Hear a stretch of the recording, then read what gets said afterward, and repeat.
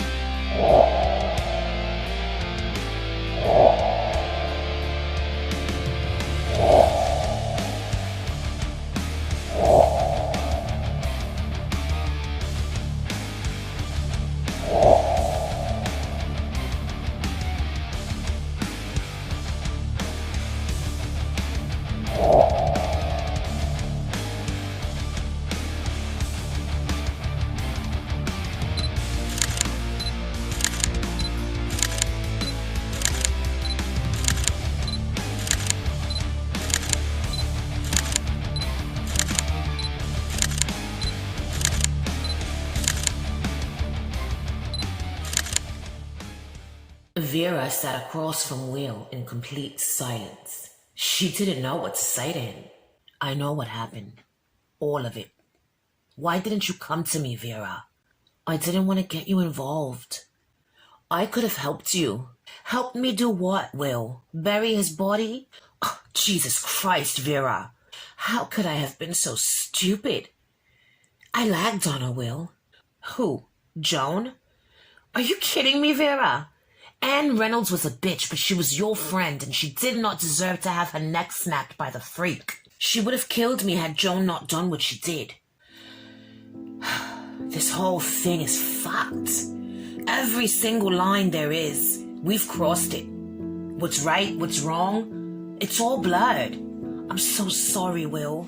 Yeah, me too. Have they told you what's gonna happen to Gracie? No, not yet. Right now, she's with Child Protective Services. From there, she'll end up in foster care until... Oh, God. You should have just let Jake kill her.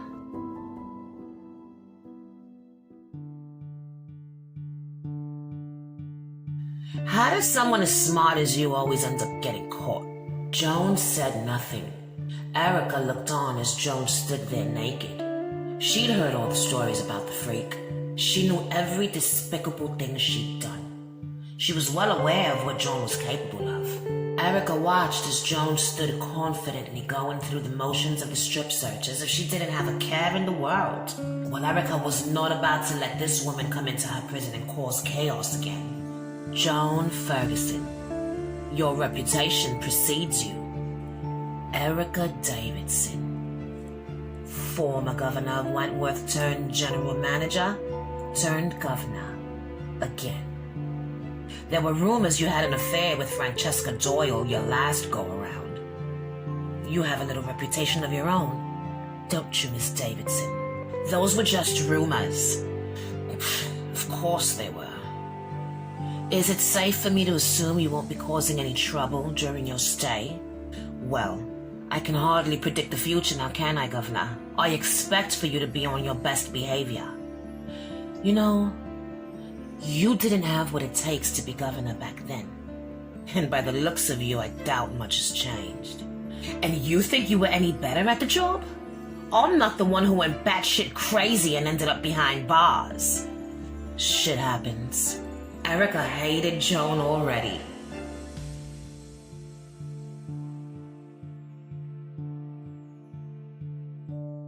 Over in H6, Lou sat in her cell looking towards the slots in her window. She missed Reb so much. She couldn't help but cry every time she thought of him. Lou. Lou. Lou heard someone calling her name. When she turned around, she saw Bridget standing there. Oh, Lou, what's wrong? What is it? Bridget sat down next to Lou. She put her hand on Lou's knee and said, if you had a chance to do things over differently, would ya? What do you mean? Do what over? Everything. Every step I ever took in my life. It led me straight to Reb. I wouldn't change a thing. What about you? Bridget looked deep into Lou's eyes as she thought about what she would do differently. To her surprise, she couldn't think of a thing. She was lost in Lou's eyes.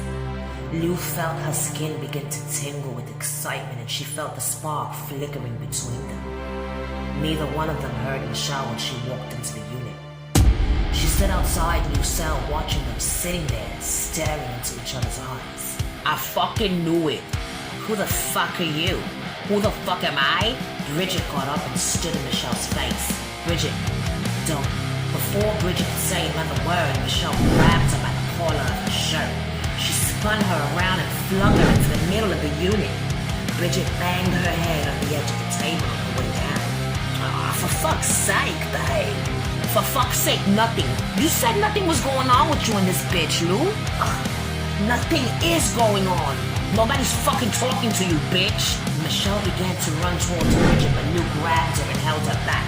Whoa, not so fast there, Speedy. Get the fuck off me, Lou. Why do you keep on defending her? Calm the fuck down. Bridget stood up slowly. She started walking towards Michelle, but Lou stopped her. Don't come any closer, Bridget. Just go back to your unit.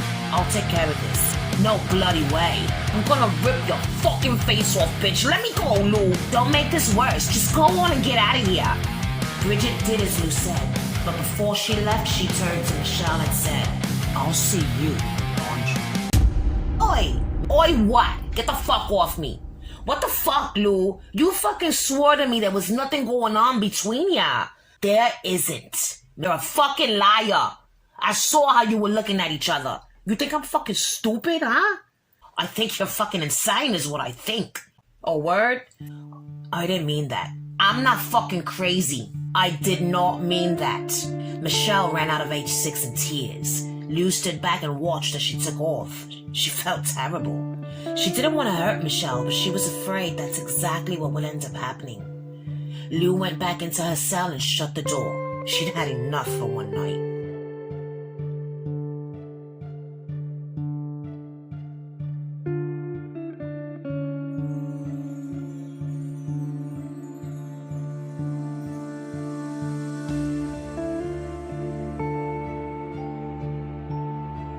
Erica thought it'd be best if the two of you spent the night down here. You can appeal her decision, Will. Erica didn't have the right to take away your governorship, you know. I'm not gonna fight her. It's done. I'll come let you out in the morning. She's putting you into H1.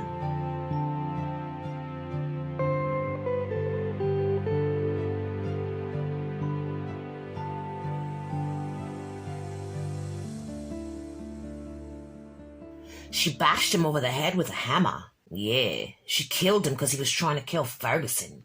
She should have just let him kill her. What the fuck was she thinking? The cops found her trying to leave Australia. With the freak. Oh, she's lost her fucking mind. Yeah, well, she's not the only one. It's like everyone's gone mad. Can you believe Erica demoting Will like she did? No, I can't fucking believe it. She's governor, Will's deputy, and now I'm one of yous again. Yeah, well, it could have been worse. At least you still have your job. Ah, fuck off. I can hear you, you know. In that moment, Mr. Jackson walked into the senior staff lounge. Look, I know you're all having some trouble adjusting to the new order of things around here, but I need you all to understand that I only want what's best for this prison. And what about the women? Do you want what's best for them too? Of course I do. Then why are you putting the freak back into general population? She should be in protection. The protection unit is filled with new inmates. They're the worst of the worst, and they can't be anywhere near the other women. You know that. Half of those new inmates should have been put in psych, not protection. Yeah, well, nobody gets put in psych without first being evaluated. And Miss Moore's got her hands full right now. Just get back to work. All of you. As Erica was leaving the staff lounge, Frankie walked in. Mr. J, I was hoping I'd find you here. I went to your office, but I've been demoted. Erica's the new governor now. What? But she's ill-equipped. She could never run this place. The women are going to take full advantage of this, you know. Yeah, I know. But there's nothing we can do. Have you heard about Bridget? What about her? Is she all right? Yeah, she's fine, but she beat up Irina in the yard. The women voted her top dog. Fucking hell, no! She is a good person. She cannot get caught up in this place. I'll help her in any way that I can, Frankie. It's gonna be all right.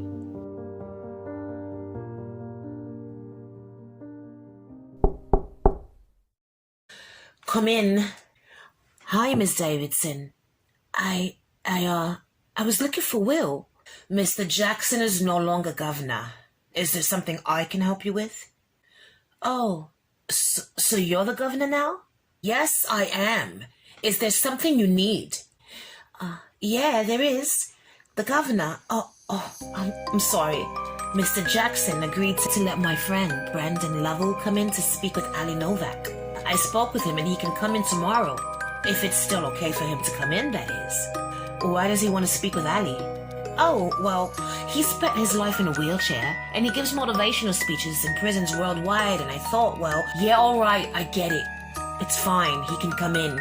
You can use one of the conference rooms. Thank you so much, Miss Davidson. Yeah, no worries. Was there anything else? Nope, that was it. Elsie left Erica's office feeling excited. Everything would have gone to shit had Erica said no to Brandon coming in. Thank God she was okay with it. As Elsie was walking to her office, Rita was on her way to medical. She was getting sicker by the day and just wanted to feel better. Rita turned the corner and boom, she bumped into Elsie. Literally. Their heads collided right there in the halls and Elsie yelled out in pain. Ah, what the bloody hell? Why don't you watch where the fuck you're going? Well, I could say the same to you. Say it then. Go on, I dare ya. What's your problem with me? There's no problem. It's Mr. Jackson, isn't it? I saw how you were looking at him. You don't know what the fuck you're talking about. Well, that may be so, but what I do know is that you're gonna be in here for 9 years. And Will is a good man, with needs. Needs that you cannot fulfill. Sucks to be you, eh? Elsie gave Rita a smug look and walked off.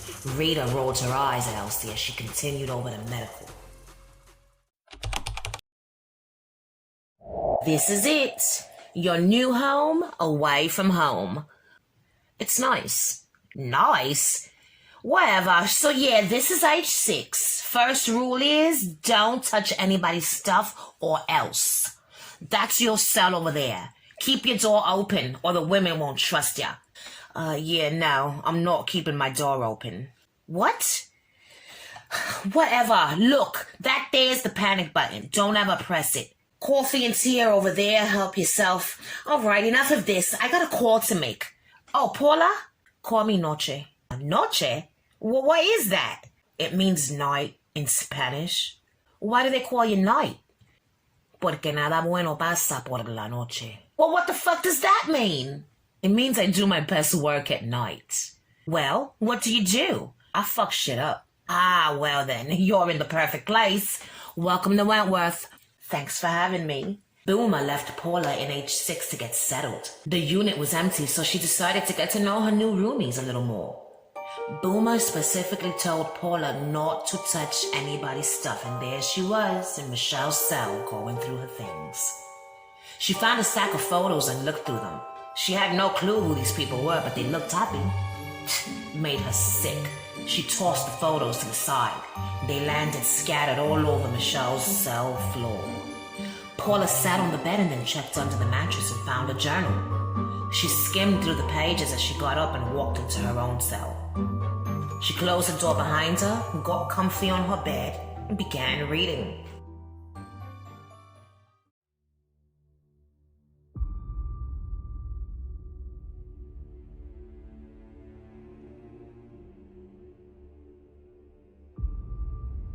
Bridget stood behind the steam press watching the women as they walked back and forth, loading and unloading the conveyor belt, folding sheets and pillowcases as they chatted about everything and about nothing at the same time.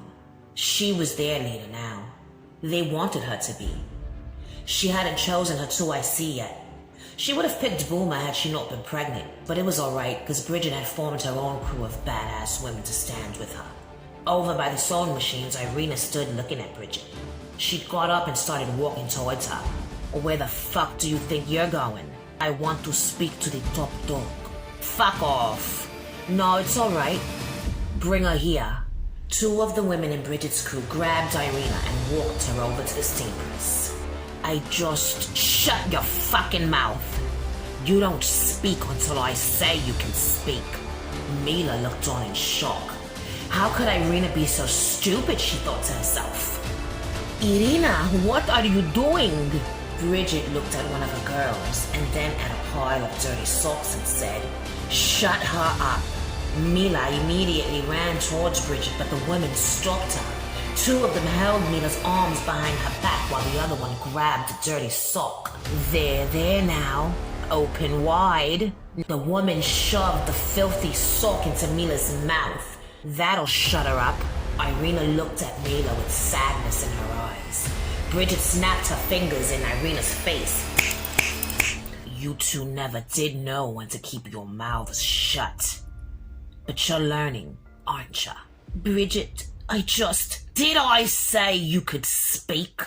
Bridget slapped Irina across the face. Ah! You set me up.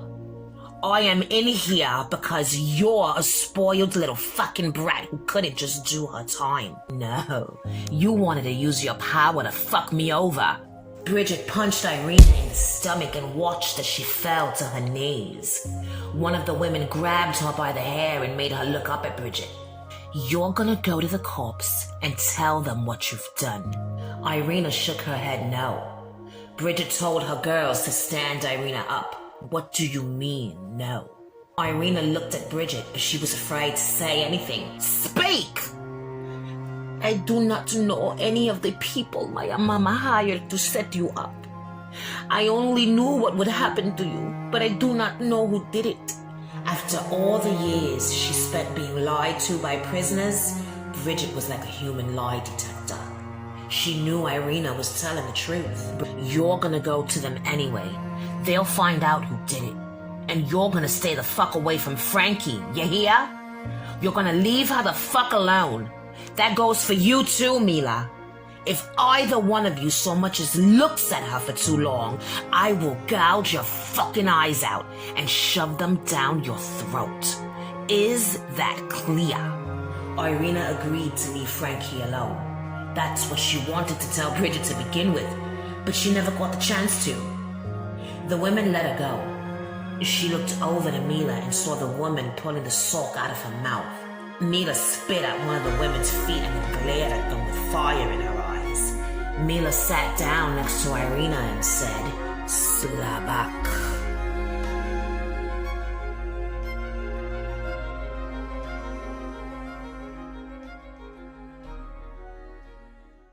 Lou and Michelle sat in H6, neither one of them saying a word. Michelle was so mad at Lou she couldn't even look at her. She knew it must have been Lou who'd come into her cell and thrown her pictures on the floor. Lou knew how much Michelle hated people touching her things. Lou, on the other hand, sat staring at Michelle, wondering what the fuck she'd gotten herself into. She knew things between them wouldn't last much longer. She loved Michelle, but there was something about Bridget. Something that felt familiar. Go on, get in. Lou and Michelle turned towards Linda and saw her standing there with Joan. Well. If it isn't Joni. Back so soon? What can I say? I missed you. Who the fuck are you? I'm Joan Ferguson, but you can call me the Freak. Get the fuck out of here with all that freak shit, bitch. If you don't get the fuck out of my face. Michelle got up and went into her cell. Lou watched as Joan did the same. She sat there and shook her head in disbelief. As if things couldn't get any worse, the Freak was back. Over in H1, the women were all chatting when Will showed up, and he had Vera with him. It's Miss Bennett. Will and Vera walked into the unit. The women all looked at Vera. They couldn't believe it. Oh, wow, Miss Bennett. I can't bloody believe it, eh? Neither can I, Jenkins. Vera's gonna be staying here with you all. Zaina, gather your things. You're being moved into H6. Oh, no, Mr. Jackson, please. Anywhere but in Lou's unit. Governor's orders. Go on, get your things. Zaina grabbed her stuff and headed off to H6 with Will. Bridget had been in her cell waiting for Will to leave before she came out. She didn't want to face Will just yet after what she'd done to Irina in the yard. I never thought I'd see you on this side of the bars. Bridget held out her arms and Vera fell into them. She cried as Bridget held her tight.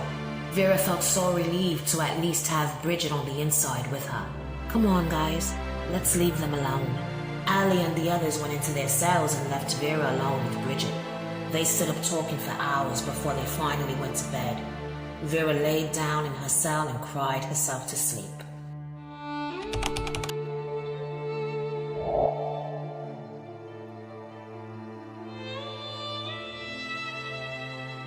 Hey, are you alright? Why are you in medical? I'm fine. I just caught that bug that's been going around. Well, why are they keeping you? I was feeling lightheaded when I got here. They ran some tests and decided to keep me for the night. This hasn't been an easy transition for you, has it? Rita looked into Will's eyes as he looked into hers. They both looked away at the same time. You better get going, Will. Yeah. Oh, before I go, your request to be allowed to wear your own clothes was approved. Really? Yeah, I was as shocked as you were. The board figured it was the least they could do considering you helped bring down the Attorney General. Thank you, Will, for everything.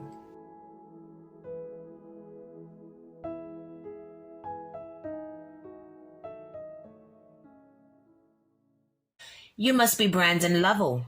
Yep, that's me. All right, well, you can just plop your bag here in the bin and pass right on through the metal detectors, yeah? Brandon put his bag into the bin and continued forward. Immediately, the metal detectors started going off. Sorry, it must be my keys. Here you go. Brandon put the keys into the bin as well and continued forward. And once again, the metal detectors went off. Pull him over to the side. We're gonna have to strip search him. Is that really necessary? In that moment, Elsie arrived and heard what was going on. What's going on here? Miss Miles, why are you harassing him? The metal detectors went off as he passed through. I'm not harassing him. This is standard protocol, Miss Moore. I'm so sorry, Brandon. Just give me a minute, yeah? Elsie pulled Linda over to the side. I'm well aware of the protocol, Miss Miles. Clearly, the alarms went off because of the chair. Can't you cut my friend some slack? No. I will not have you embarrassing my friend by strip searching him. It's not up to you. Get the governor down here. Now. Hey, what's going on here? Oh, Will, thank God you're here. My friend Brandon is here. He made the alarms go off when he went through the metal detectors. Clearly, it's because of all the metal on his chair, Will. She wants to strip search him. She can't do that. It's standard protocol. Damn it, Will. It's degrading. No other prison has ever made him go through this, and he travels the world doing this. Elsie shook her head. She felt so disappointed in Will. She thought he'd be on her side. We can bend the rules just this once. Oh, we can't, Will. It's all right, Miss Miles. If he blows up the prison, I'll take full responsibility. That's not funny.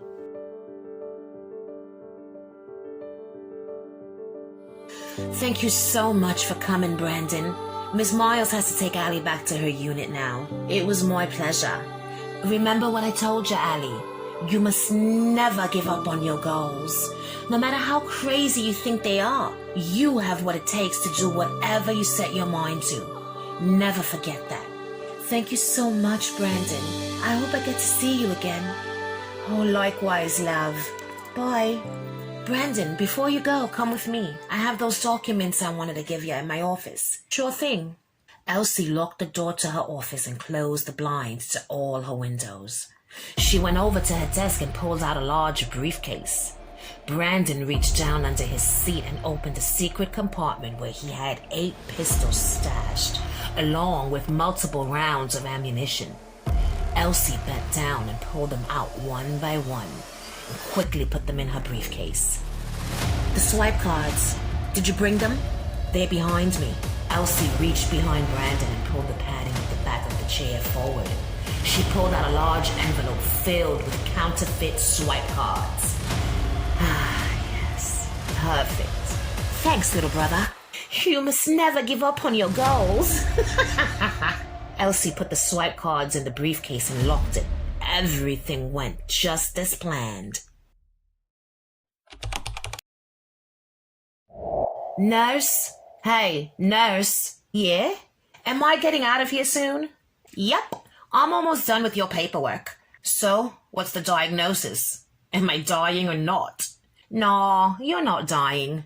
You're just pregnant.